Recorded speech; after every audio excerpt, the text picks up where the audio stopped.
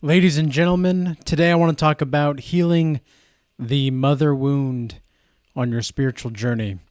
And really, this is for anybody that is looking for any kind of therapy or therapeutic understanding of the mother wound and how it can impact and really direct a lot of different parts of our lives to the point to where it's almost like the wounds that we haven't healed, specifically with the mother wound, it's going to be as if it were a unconscious archetype that is more powerful and more connected to our source of life than anything else.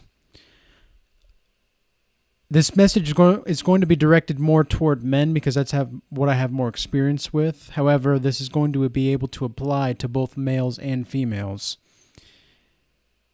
Now, the mother wound is essentially what it comes down to is the inability to relate to the nature of life.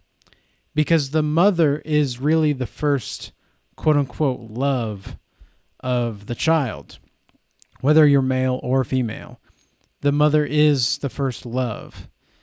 And the mother, if she is incapable of providing a nurturing atmosphere and environment for the child is going to go through a lot of different things, such as having highly unrealistic expectations in their relationships, not having a clear sense of self, an inability to understand that they are actually good enough and that they are enough. There's going to be a lot of resentment in a lot of different relationships, especially with men that have the mother wound. If you're attracting a lot of different kinds of women that have a lot of different kinds of like seemingly troublesome qualities, to put it mildly, then it's likely that you're trying to repeat something that feels safe to you. You're trying to repeat something that feels similar and familiar to you. And it's going to take a lot of healing and a lot of really deep diving into your own mother wounds to understand what's actually going on at the root of the issue. For example, with myself, the biggest mother wound that I had was feeling invisible, feeling as if I was not even being seen in my needs or my wants, anything of the sort. And it led to me having a very disassociative sense of self and a lot of people-pleasing personality traits, I suppose you could say. There was a lot of wanting to identify with other people for the sake of not having to look inside myself. And my mother had a lot of spiritual stuff of her own, and she granted did I don't want to say she did the best she could, because I don't want to give that kind of because I don't think that's true. And I'm not here to knock my mother, because I do want to honor my mother and father as the Bible says, to the best of my ability. However, I also don't want to lie to you guys. I don't want to make it seem like it was better than it was, but I also don't want to dishonor them, neither my mother nor my father.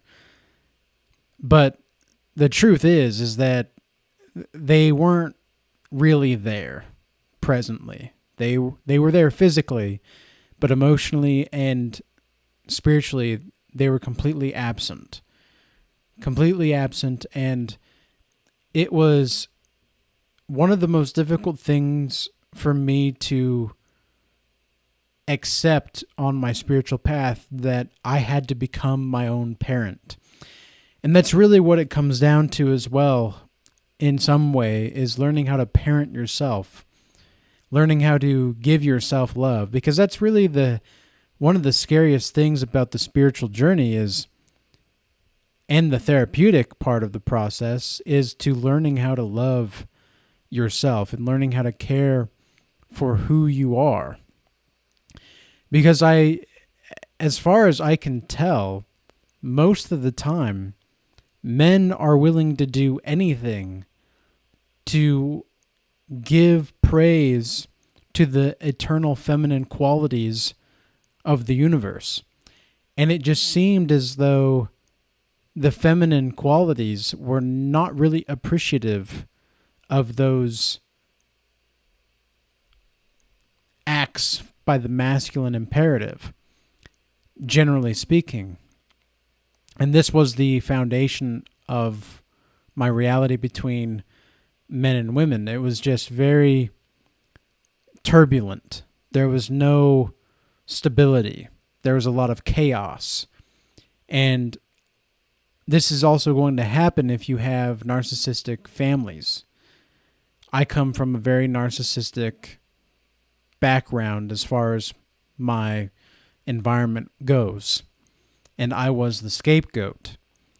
And I had many, many dreams for many years about the terrors of what happened in my home and the terrors of what happened behind closed doors. And it took me actually acknowledging these things and actually feeling the pain, just actually saying to myself, owie. Like, that was the little Thaddeus in me. he was saying owie.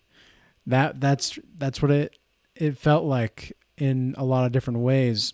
And I had to let myself feel that owie. And it's oftentimes in these therapeutic processes that one thing that you can do right now, or maybe after this video, if you're healing these kinds of wounds, is do a meditation where you envision your mother or your father, and specifically because we're talking about mother wounds, we'll stick with the mother for now. You envision your mother and you have a conversation with her and you play out a fantasy of this conversation in your mind, and you imagine yourself to be however old you are, talking to her, and you treat the mother, though, as if the mother wasn't exactly your mother. She can look like your mother, but that's not really your mother.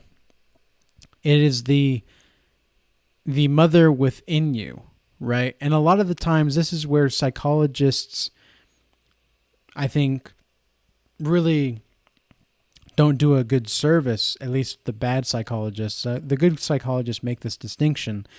But in Jungian psychology, there's the anima and the animus, right? The anima is the feminine totality in a man's psyche, whereas the animus is the masculine totality in the woman's psyche. It is not a man within her, and it is not a woman within him. It is a relating factor. It is a relating function that is part of your psyche. And so you have to heal that relating factor within you, whether you're male or female, because we all have this mother archetype within us. But for men, the anima, the way that we were treated by our mother, is going to directly impact our intimate relationships down the line. And so you'll find that you'll attract women that are like your mother. Very much so, whether you like it or not. Like, that's going to be the way it is. Because again, the mind will repeat what the heart does not heal. The mind will repeat what the heart does not comprehend. So you have to go through these things as a man, and you have to recognize the patterns of behavior that their mother had and that you have in your intimate relationships. And then you also have to realize that there is a relating function in your psyche to these kinds of women. And until you almost have to train yourself to let go of the attachment or the attraction to these kinds of women. I know for me, I was very attracted to quote unquote mysterious women that treated me like a piece of shit. It was like, oh, she doesn't even look at me. Oh, I'm attracted to her now. Fucked up, right? Really fucked up. but that was what it was years and years ago. And now I've been able to get to the point to where I know that I am fully healed, and I'm now realizing how many people are not. Very many people are not healed from their mother or father wounds, but specifically with mother wounds, it's like every single person that I'm talking to out and about, and it's like I can pick up on certain frames of mind and how they treat themselves and how they treat other people because they have these kinds of inabilities to relate to people or to even like animals as well. A lot of people don't know how to relate to animals. And the ones that even do have animals sometimes can't even relate.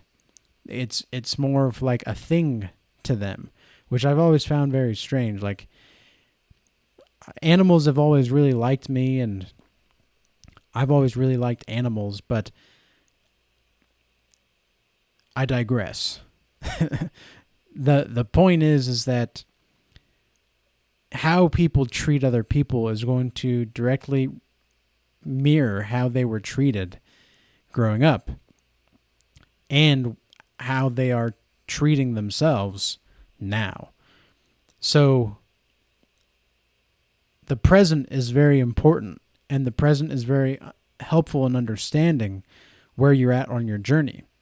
So if you are feeling a lot of resentment toward your intimate relationships, there's a difference between being uninterested and being resentful.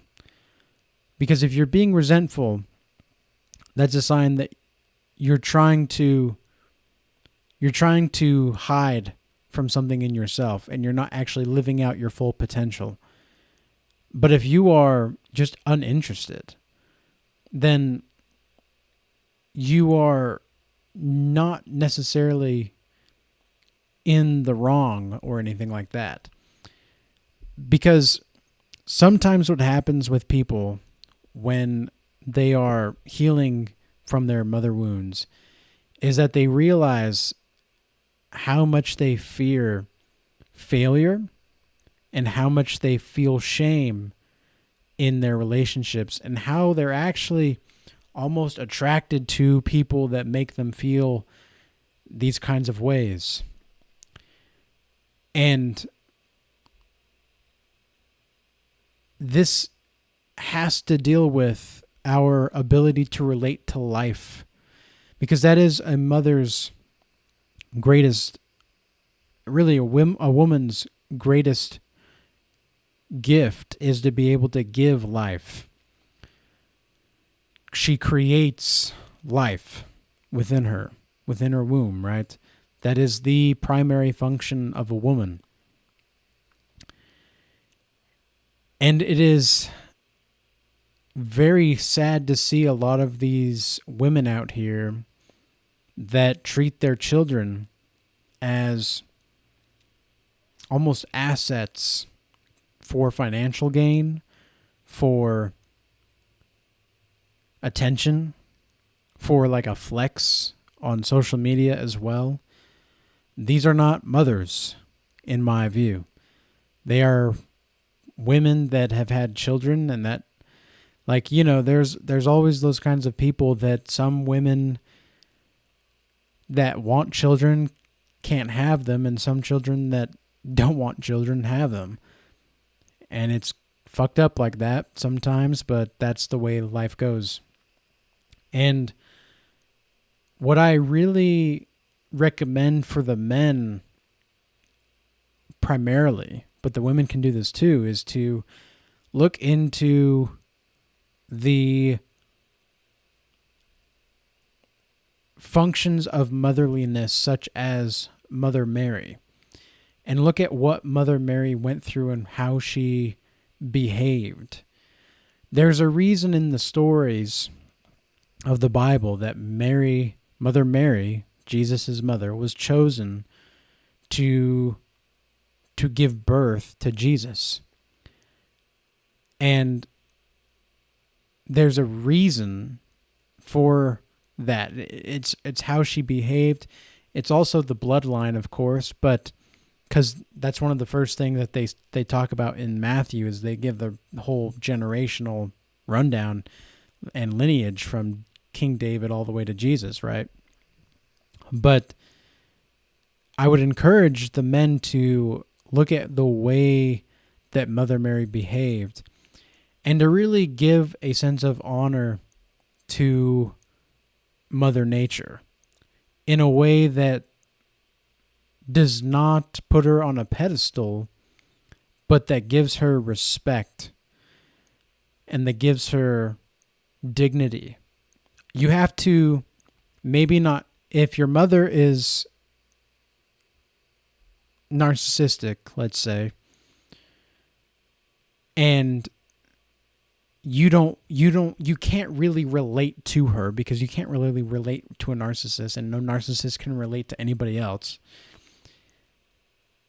If you can relate to your inner image of the mother, and you can develop a relationship with the inner image of the mother, that will heal through time the relationship that you have with your mom, and you'll start to attract better women, and you'll start to attract more quality people in general into your life. And so with that being said, I hope this message was useful and informative and also therapeutic to anybody out there that is going through these kinds of healing processes on the spiritual path. I am well aware of the amount of time, intensity, and focus that it takes to commit oneself to healing these really deep, deep wounds. And it absolutely will not happen overnight. And you may have to grieve quite a long time. You may have to grieve. Like, I grieved for about 2.5, 3 years. And there were some situations that I kept repeating the grieving process for. And it was because the wound was so deep. Like I said, I had nightmares and terrors of what happened for years. And that was part of the grieving process, was seeing what was actually going on from my dream state of mind and allowing the dream to tell me and inform me where to go and how to get there based off of what I've been shown and how to move following this process. So I hope you all have a good rest of your day or night, whatever time you're listening to this this video. And peace be with you. Till next time.